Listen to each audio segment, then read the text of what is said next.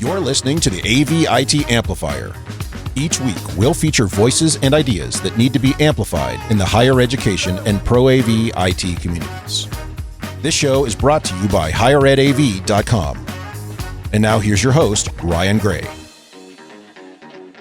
Well, thank you everybody for tuning in to another episode of the AV-IT Amplifier. And just before we hit record, I was telling my guest for the first time doing one of these recordings, I am nervous going into it because I'm talking to somebody for the first time that I really get to learn about, because it's somebody I don't really know, but I think will be known to everyone who has tuned into this. So first, Cory, would you please say hello, introduce yourself, and why would people that work in AV be familiar with who Cory Schaeffer is? Oh, well, God, I'm not sure everybody is, but I'm Cory Schaeffer. And I have recently retired out of the industry. So I'm actually just finishing 1 year of retirement. But I have been in the industry my whole career. And people may know me because I've been in a group, a small group, which is, quite frankly, the lack of women in the industry. Yeah. And so I think, most women really stand out, definitely, stood out early in my career as well, because there just were not a lot of women in the industry, and there still are not. There's definitely not enough. And so I've always been on the manufacturing side of the industry. Yeah. So it's kind of interesting. I've worked in AV for a long time, but I wouldn't say I've really been participating in the industry until COVID and sort of coming in. And that was kind of a catalyst for me to go, hey, I need to get involved. I need to go meet more people. I need to do that. And I think for you, it kind of, one of the reasons we hadn't really crossed paths was for you, it kind of was the opposite, where it sounds like COVID maybe is something that precipitated you deciding it was time to retire at, I would say, a very envious young age for the rest of us thinking about retirement. Yes. I'm feeling super blessed that I am able to retire because I'm 58 and I really wasn't sure that I could, but COVID was, COVID was different for a lot of people. Yeah. And for me, COVID really caused me to have the time to sit back and think about life, in general, my career, kind of all of that. And then how do I want to see that moving forward? So for COVID, when COVID hit, it's really scary at the beginning and all of that. But for me, travel came to a screeching halt. Yeah. And I only knew travel, right? So my whole career, I was I was a road warrior. And so when COVID hit, I was at home for a very long time with my husband, and he also is in the industry. So between the two of us, we were just gone all the time. And so be able to have that time alone at home to go one of two ways, right? For us, it went incredibly well. We just decided, that we really liked being home together, how great it was. And there were many other things that happened that year that caused me to really think about, we're given this one life. What's it all about? And one thing about Cory Schaeffer and her personality is I am all in. So, working, I am all in. And now in this phase of life, I am all in on retirement as well. That's so, and it's kind of fun. We're starting at what, I don't know, I wouldn't call it the end of your career, but where you are now in your career. On your LinkedIn, your current employment is listed as TLC LLC. So what does TLC LLC mean to you these days? So TLC stands for Tim Loves Cory. Nice. So Tim is my husband. And we actually, we do have an LLC called TLC because there was a time in our relationship where we were hired kind of as a couple to do a consulting gig. So we needed to come up with a name. And then we also do this thing we've done this thing since we married, but every year between that Christmas and New Year's timeframe where work kind of slows down and you're spending time with family, we would always do what we call a TLC board meeting, where we would sit down and we would talk about what do we want to accomplish in the next year, and then also work on our bucket list. Yeah. And then we would save these documents. And it's really fun because you can, for whatever we're going to work on for the next year, I literally would do a printout. I would put it at my desk. And it's just kind of something I would always, be able to look at to remind myself the things I want to accomplish in the next year. And it could be everything from pay off the car to restain the deck, mundane things like that, spend more time with family, do a vacation, here, and then always looking at our bucket list. And we would always sit and chat like, okay, is this still on our bucket list? How do we feel about it now, given where we are in life? And so, TLC board meeting is what we call it. And we still do it to this day, which is great because it just allows you to kind of come together and make sure that each of you are kind of aligned in supporting each other in what you want to get accomplished. I love that. One of the sayings I've stolen from Stephen, well, everybody steals from Stephen Covey, and we talk about where I'm is, you live by default or you live by design. And I love that idea. That sounds like such an effective live by design thing, that we're making this kind of strategic plan in our workplaces. Why are we not making a yearly strategic plan for our household, for our marriage, for our family? And at work, we tend to do quarterly reviews and things like that. Why aren't we doing that for our household? But the funnest part about it, Ryan, is to be able to look back, so maybe pull up something from 2004 and say, holy cow, look at all the things we did, and things that were on your bucket list. Because many times we all create a bucket list, but yet we then don't reference it, or we don't start checking things off. Right.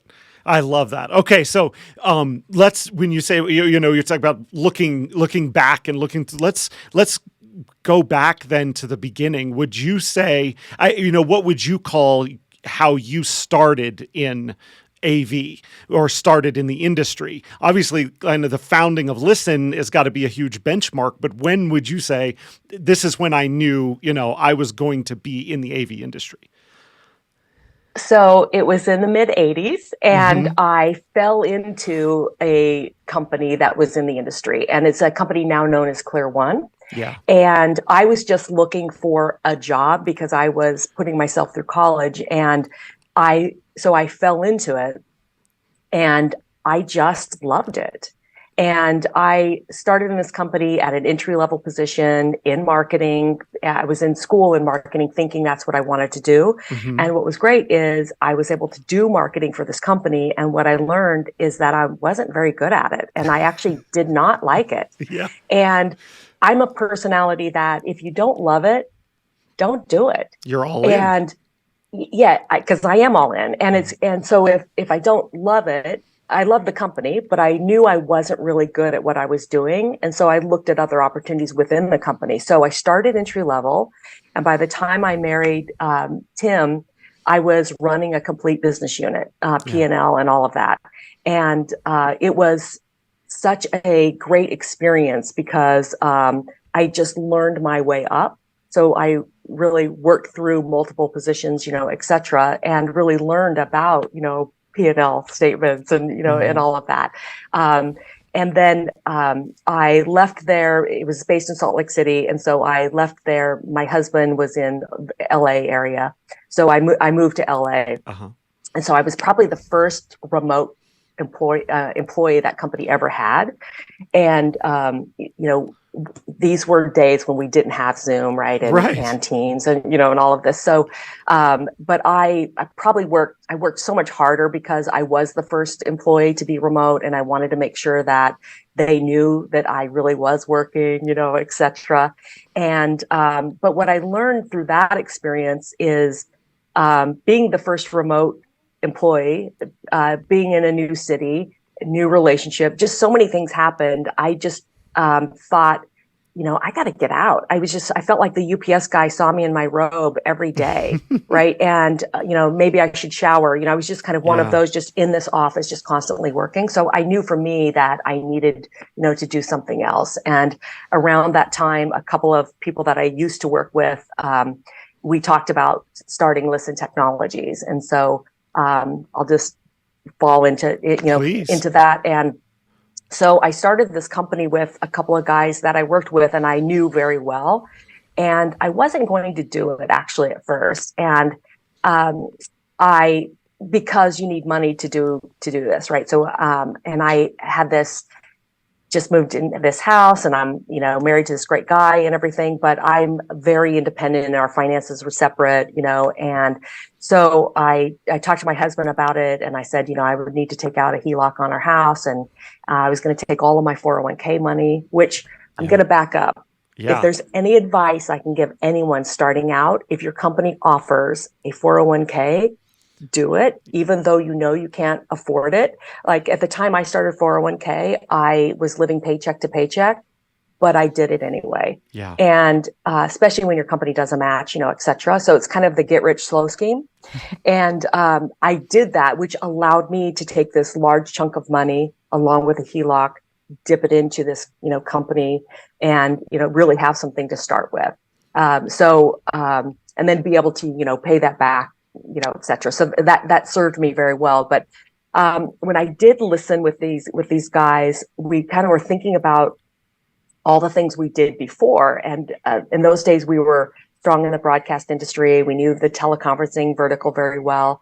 And then we had a line of assisted listening products that were really an afterthought. Mm-hmm. And as an afterthought, we were looking at the revenue that line was generating, and we're like, maybe we should, what would happen if we focused on it? And a lot of people thought we were crazy because it is kind of an afterthought type product line.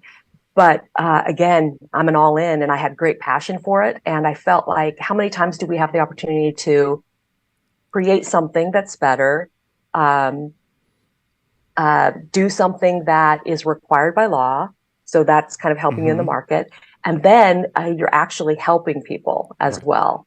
So it was just, something really great. And all along when we started the company, we thought, let's take it 5 years and probably sell it, maybe 10 years, possibly sell it.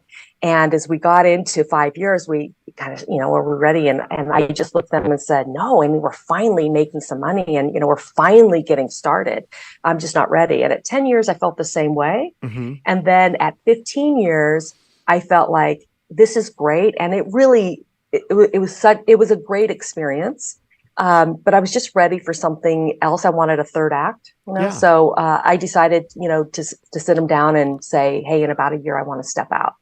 And, how do we do that? And so I did. Well, I love how quickly you can you go over something that must have had so many ups and downs, ins and outs, and that sort of thing. But you mentioned like 401k, great advice. What advice would you give to somebody that is thinking about doing, like, stepping out and saying, no, we're going to put our own capital into something. We're really, truly going to put our livelihoods on the line to start a business. It's just such an intimidating thing to most people. What is it about you that thought, I can take that risk and I can do whatever it takes to make it pay off? I feel like having the support system of my husband was really great, because initially I wasn't going to do it because I felt like it was too risky. And I said, hey, what if it doesn't work? We're doing a HELOC, and, I'm taking this big risk. What if it doesn't work? And he said, it will work. And you just have to believe that it will work. And you have to look at your partners and just say, do you believe in them as well? And, so put faith into you and your partners and what you're doing. And, sometimes you just have to go for it. And I actually feel like it was successful because it had to be. Right. I think if you have a safety net or you aren't risking it all, perhaps it wouldn't have been successful. And so I just believe that that's why it was successful, for me, is that it had to be. There was just no other option, because some people don't realize this, because I speak of them as my own. But when I married Tim, he was a single dad of 3 as well. So it wasn't just Tim and I. There was this, we had to think about all of that. And when I think you just have to work harder, and you just do work harder because you're all in. And, you mentioned, listen must have been the pinnacle of your career. And although, I think many of us think that owning your own company is, that's the top of the mountain. That's where we all want to be, so that we can make all of our own decisions, and all of that. And what I would say is, it really wasn't for me. It was a great experience, but there's so much added pressure And, and there's so many things you have to think about, and you're paying everyone else before you pay yourself. Yeah. And there's all these other stresses that people just don't think about. Where I started my career, which is, now known as Clear One, that probably was the funnest part and the most rewarding, because I was able to, I got in doing a role that, was fine, but I knew I wasn't, I didn't love it. And I was able to take opportunities that I did love. But yet I didn't have that risk of the bank, the personal guarantees, all of those things that you have to do when you own a business. Great experience, glad I did it, and obviously a big part of why I'm able to, retire or, early as well. So it sounds like maybe having your own company is like what they say about someone who the two best days of a boat owner's life is the day they buy it and the day they sell it. The day they sell it. Yeah. So did it have that sort of thing? Like the day, whenever it was done, the last thing was signed, you got to kind of put that thing down that you'd been carrying all that time. Yes. Yes. And so what did that open? So then when you put that down, you don't that's not the end of the story yet. So what did you do to fill that? What was you say I wanted a third act. What did you want your third act to be? I wanted to work for a larger, manufacturer, because I felt like I started my career in a company that was primarily first in broadcast, and then really, worked to grow it, et cetera. And then startup, work to grow it. I wanted to work in an established company just to gain that experience, to see what it was like. And I did make a little bit of a misstep. When I stepped out of Listen, I joined a company that was incredibly large, going through a lot of change at the time. And it was Harman, actually. Yeah. And I was running the western part of the organization at a time. They had already acquired AMX. They just acquired SVSI as video. And it was just it's a huge machine. And I came in and I really enjoyed learning their business. Mm-hmm. But I realized how hard it is to move a big machine. And for me, I've always been the outbound face. So customers are looking at me to be their messiah. And I wasn't able to move the machine as much as I would have liked. And also, as I reflected on what I wasn't loving about the job and how I found myself there, I realized that it was probably because, I sit there and like, how did I get here?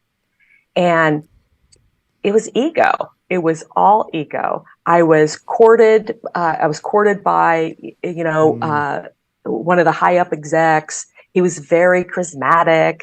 And I think when we're led by ego, it's often not a great decision. And so I, pull out of something I have ultimate control into a company that I'm just trying to, how do I really maneuver this? And then the person that recruited me and, really pumping my ego ended up leaving 20 days after I got there as well. Which was okay, because I knew then, okay, it's been 20 days. I think this is going to be, challenging for me and my personality. And so I just want to make sure I don't make my next step a misstep. So I really had to ponder and think about what will that step be, and how do I keep my ego at bay, and what kind of research what could I do better to make sure that the next step is really a great step. And at the time, my husband and I had purchased a property in Santa Barbara, and he was taking a year sabbatical so that he could oversee new construction on this. We basically tore our home down and redid it. Wow. And he's a sales guy. He's never done this before, but he took a year off to do it. So it was, I needed to work. I needed to carry the insurance. I needed to not come home and complain, because, he's doing, I wanted him to feel freedom to be able to take a year off. Right. And not feel like it was a burden on us at all, so that was really challenging. And so I just made some lists of 3 companies that I thought I could respect, I could fall into their culture and do well, that our values might be aligned, et cetera, and started to do some homework. And so when I was in at Harman, I was living up in Ventura while we're building a home in Santa Barbara. And this is California, by the way. So then my office was in Costa Mesa. So quite a drive. So I would typically go down and spend the week in Costa Mesa and then, pop up for the weekends in Ventura. And so when I was in Costa Mesa, one of the companies I had on my list was a company called QSC. Yeah. But I really didn't know anyone at QSC. I just knew they had a great reputation. I knew many of their independent reps, many of their integrators, and everyone just spoke so highly of QSC. And Ron Camden, who was from Biamp, introduced me one time at an Infocom show to Joe Pham, the CEO of QSC. And it was just a kind of a meet and greet, And so I thought, I'm just going to call up Joe Pham and I want to get to know him and try to get to know QSC. And I'm not going to let him know that I'm looking for an out. Yeah. So by then I started there like in July at Harman in July, and this was October. So I called up Joe Pham and I said, hey, we don't really know each other, but we know many of the same people. I'd love the opportunity to get to know you better. And he was great. He said, hey, if you're ever in Costa Mesa, let's do lunch. And I said, well, I'm in Costa Mesa every week. So how about next week? Mm-hmm. So we went to lunch, and then he said, hey, you want me to give you a tour around QSC? I go, yeah, it'd be great. So we do this tour. And I'm watching this man who's the CEO. He's in shorts and flip-flops. And we're walking around the manufacturing floor. And this guy knows people's names, right? Yeah. So QSC wasn't at the time as large as Harman. Wasn't a huge company, but fairly large in the AV space. Mm-hmm. And here's the CEO who knows, the names of people on the manufacturing floor. And he didn't do it to impress, you could tell. And just as we began walking and talking, I'm just like, this guy he's just so authentic. Yeah. And so real. We began to talk and talk and talk. And then he said, hey, Cory, would you ever consider working at QSC? Mm-hmm. And this was the question I was hoping he would ask. But I just said, I don't know, what would I do? And we began kind of chatting about that and putting it together. And I was just so like, man, I hope this comes through. Because just this man at the highest leadership level within QSC and watching who he was as a human, not being dazzled by the charisma, it was him being so authentic, and then just the reputation that QSC has in doing the right thing, et cetera. Mm-hmm. And so obviously we put a deal together, and I came into the organization, and what I had thought QSC was, it really was. Yeah. And is. And I admire Joe Pham, the CEO, and the leadership there, and everything that they're doing, just that I felt like our values were really aligned. I just feel like they're authentic, they're real, they want to do the right thing, they want to take care of customers. Just their business model and how they take care of their employees as well. We like most manufacturers went through a rough time during COVID, mm-hmm. and QSC just was open. And speaking of open, I would say the first few meetings of like these all hands meetings that QSC would have, and then they would talk about the growth, the sales history, gross profit margin, where money was being spent. They were so open, and they're a privately held company. Right. I actually was blown away because I was, I had spent 18 years at Listen, and I came out of Listen and I wasn't nearly that open. Right. And it was great because it caused me to kind of ponder, like, perhaps we should have been, because maybe when you're so open and you share everything, the good, bad, and the ugly, you just put all this trust in employees, many of them who haven't, quote, earned the trust, because the QSC model is that you're just given trust, right, and it's yours to lose.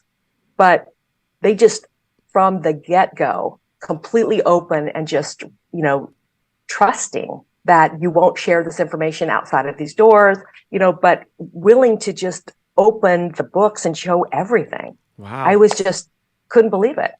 So it's what's interesting. You talk about, the decision to move ahead with founding Listen, and this here, like, you say there's a business opportunity here for Listen, but what made me confident about it were the partners. I believed in myself and I believed in them, right? And QSC, you didn't mention, well, they offered me X amount of money, or same thing. I wouldn't open their books. It was the people I saw and the way they treated each other was the deciding factor of where you should spend your time in your career. Right. Because, Ryan, you know how much time I spend at work. Yeah. It needs to be with people like, and trust. And yes, I just have never been a person that's been about the money. Right. And interesting because the money's always followed, actually, which is amazing because I've never been about the money. And to this day, I'm not about the money. Right. I have just never been that person, because if you're all about the money, but you got to go do this gig every day, if your head doesn't pop off the pillow, loving, just excited about it, how can you even feel good about taking the money? Yeah.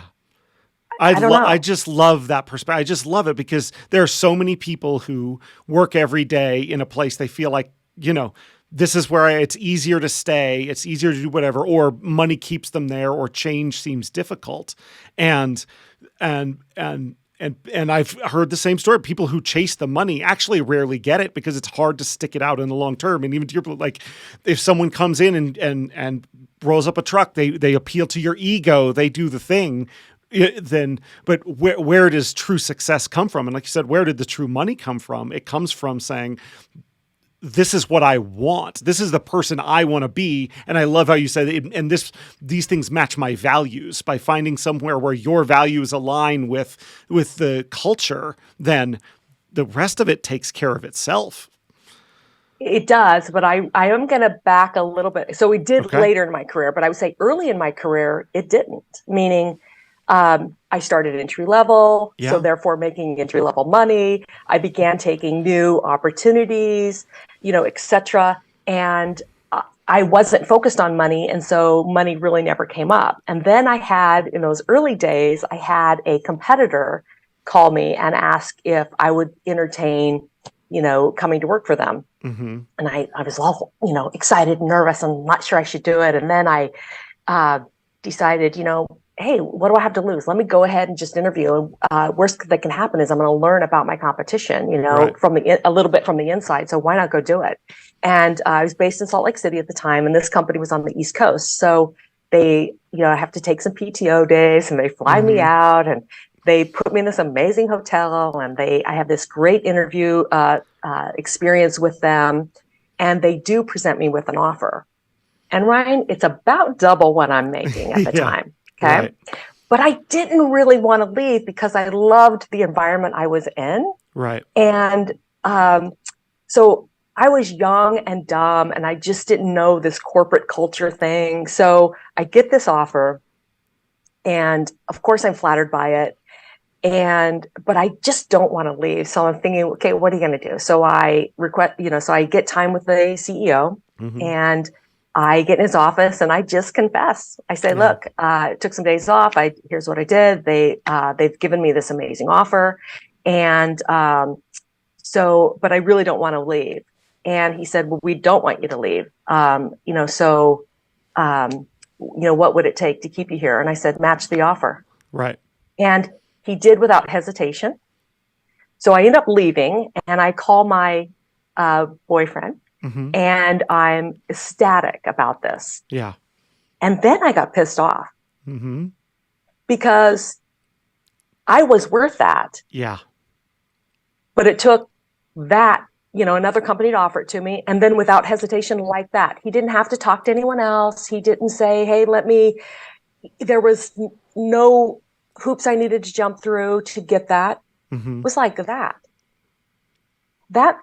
And so now I wish more people, especially women, would understand their worth, because I didn't, because I was never focused on the money. I was just having a great time and learning, tech, and just caught up in that process. Yeah. And so I really didn't know my worth until it was presented to, et cetera. So later on, I think, when you get to a point where you're comfortable financially, I guess, money later on in life, money didn't matter that much either. And it didn't matter early on until, I had something to compare it to, I guess. And I love that story. We could go down a whole rabbit hole of the kind of the people as part of the capitalist system, and you having to shop to know your worth, and the supply and demand for your talent exists, and it's hard to advocate for yourself like that. Being the danger of doing that, someone says, "Here, I got this offer somewhere else," and you can double their money without,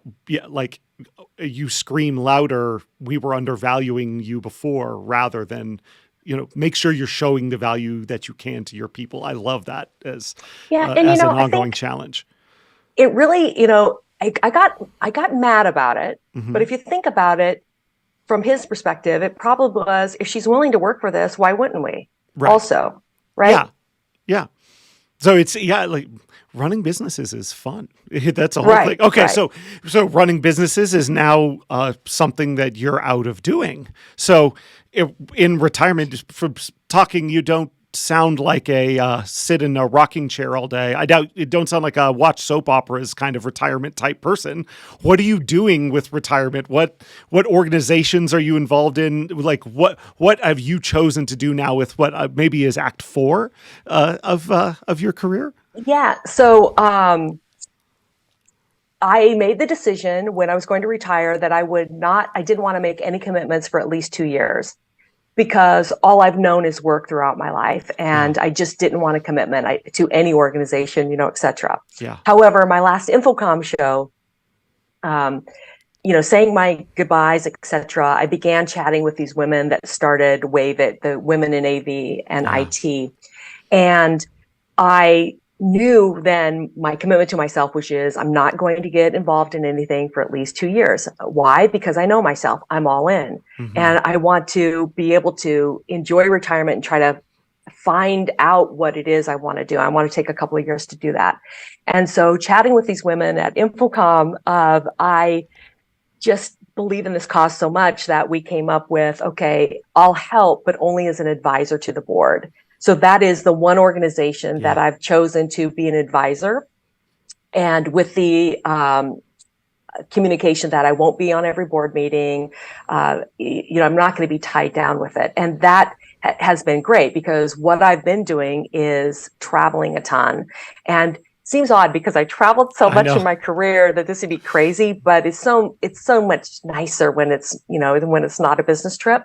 So I've been traveling so much. My husband asked me at the end of the year, please slow down. It's like, I just can't keep this pace.